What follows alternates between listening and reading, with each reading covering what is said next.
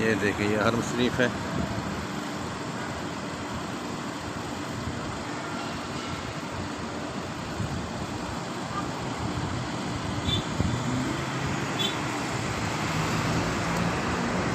हज़रत गिरामी में आपको एक ज़ियारत करवाने जा रहा हूँ।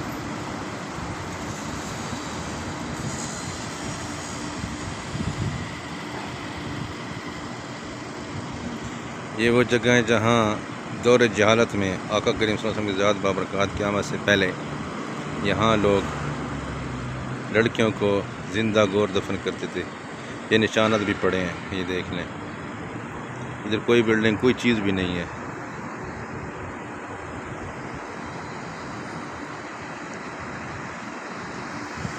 ये रास्ता मस्जिद आयशा को जाता है।